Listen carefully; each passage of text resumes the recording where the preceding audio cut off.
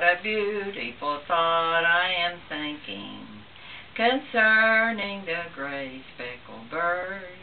Remember her name is recorded on the pages of God's holy word.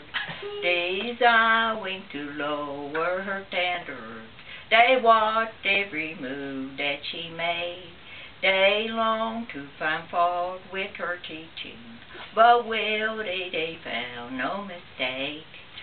I am proud that I'm one of her meekness.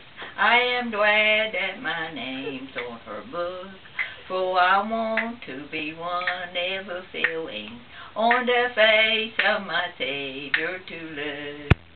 When he Thomas ascending from heaven on a cloud as he rides in his word, I'll joyfully be tarry to meet him on the wings of the great speckled bird.